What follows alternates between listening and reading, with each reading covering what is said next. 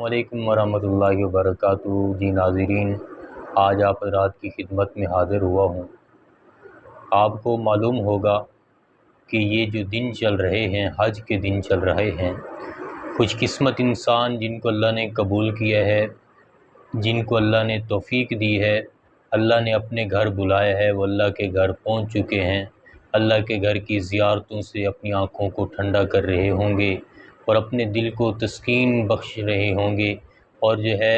بڑے خوشی سے اللہ کے گھر کے اندر نمازیں پڑھ رہے ہوں گے، تلاوتیں کر رہے ہوں گے۔ تو یہ یقیناً خوش قسمت انسان ہے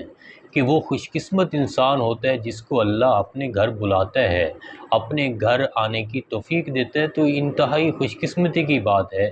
کہ اللہ رب العزت اپنے اس گھر کے اندر بلاتا ہے، اس شہر کے اندر بلاتا ہے کہ جس شہر کے اندر آدمی داخل ہوتا ہے،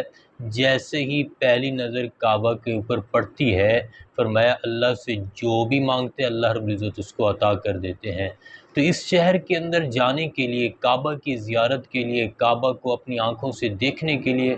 ہر مسلمان اپنے دل کے اندر تڑپ رکھتا ہے۔ ہر مسلمان کے دل کے اندر یہ تڑپ ہے، یہ جذبہ ہے کہ میں جاؤں، اپنی آنکھوں سے جو ہے اس کالے غلاف والے گھر کو دیکھوں اور اپنی آنکھوں کو ٹھنڈا کروں، اپنے دل کو جو ہے سکون دو۔ تو یہ ہر مسلمان کے دل کے اندر تڑپ رہتی ہے۔ جو بھی مسلمان ہے، جس نے کلمہ پڑھا ہے، تو وہ یقیناً اس تڑپ کو اپنے دل کے اندر رکھتا ہے کہ ایک دن میں بھی اللہ کے گھر کو دیکھوں گا، اللہ کے گھر کی زیارتیں کروں گا۔ تو جو خوش قسمت انسان گئے ہوئے ہیں ان کے لیے ایک وظیفہ حاضر خدمت ہے، جو نہیں جا سکتے ان کے لیے بھی ایک مجرب بزرگوں کا بتایا ہوا وظیفہ وہ جو ہے حاضر خدمت ہے۔ آپ سنیں اور یقین کے ساتھ اس وظیفے کو کریں۔ آپ کے جو عزیز و اقارب گئے ہوئے ہیں ان کے ذمہ لگائیں کہ یہ چھوٹا سا وظیفہ ہماری طرف سے بھی کر دیں، شاید اللہ ہم کو بھی جو ہے توفیق دے دے، ہمارا بھی بلاوا آ جائے اور ہم بھی چلے جائیں اللہ کے گھر کو اپنی آنکھوں سے دیکھیں۔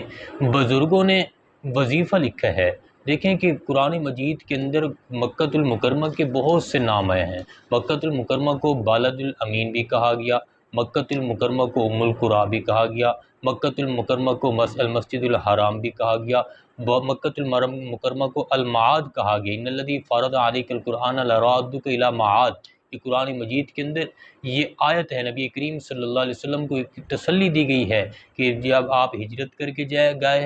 جا رہے ہیں تو واپس آپ مکہ مکرمہ کے اندر آئیں گے، یہ اللہ کا وعدہ تھا۔ تو بزرگوں نے اسی آیت سے ایک وظیفہ اخذ کیا ہے، فرمایا کہ جو شخص بیت اللہ کی زیارت کرتا ہے، حج کرتا ہے، عمرے کے لیے جاتا ہے، وہاں پہ طواف کرتا رہتا ہے، جب آنے لگتا ہے طواف الوداع کرتا ہے، طواف وداع جس کو کہا جاتا ہے، جب وہ کرتا ہے، اس کے کرنے کے بعد الوداع ہوتے ہوئے کعبہ کی دہلیز پر اپنی انگلی کے اشارے سے اس آیت کو لکھ دے، ان الذی فرض علیک القرآن لرادک الی معاد، کہ اس آیت کو اپنی انگلی سے لکھ دے تو اللہ ضرور اس کو دوبارہ اپنے گھر کے اندر بلائیں گے۔ اگر کوئی آدمی دوسرے کی طرف سے لکھتا ہے کہ دوسرے کی طرف سے یا اللہ یہ میں دوسرے کی طرف سے لکھ رہا ہوں، تو اللہ کی طرف سے کبھی امید ہے کہ اللہ اس کو بھی ضرور بلائیں گے جس کی طرف سے یہ آیت لکھی جائے گی۔ تو اس لیے گزارش ہے کہ جو گئے ہوئے حجاج کرام اپنی طرف سے بھی لکھیں کہ بار بار اللہ سے مانگیں کہ اللہ دوبارہ ہمیں آنے کی توفیق عطا فرمائے۔